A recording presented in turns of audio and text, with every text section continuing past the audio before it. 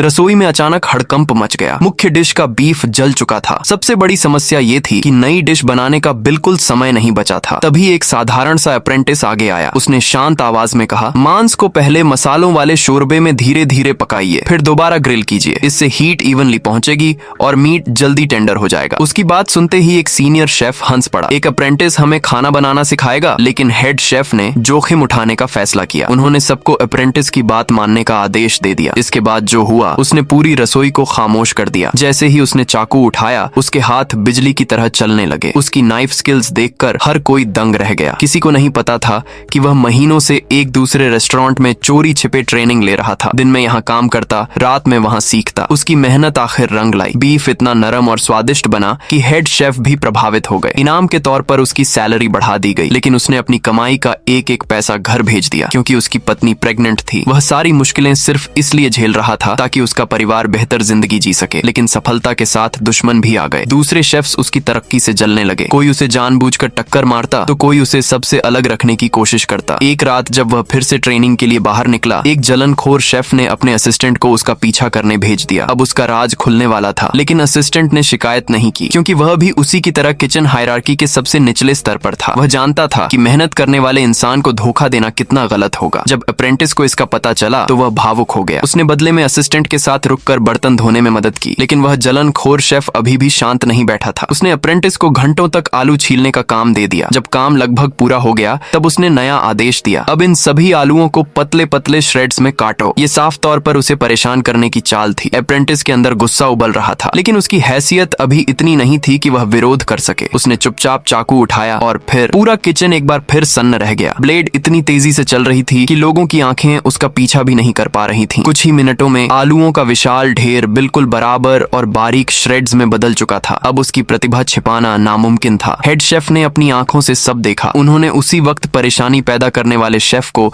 दूसरे विभाग में भेज दिया और अप्रेंटिस को आधिकारिक तौर पर शेफ बना दिया गया। ऐसा लग रहा था कि उसकी जिंदगी आखिरकार बदलने वाली है, लेकिन किस्मत ने एक और मोड़ तैयार कर रखा था। जिस शेफ को हटाया गया था, उसने बदला लेने का फैसला किया। उसने अप्रेंटिस की दूसरी रेस्टोरेंट में होने वाली गुप्त ट्रेनिंग का सच सबके सामने ला दिया। हेड शेफ का चेहरा देखते ही उसका दिल बैठ गया। उसने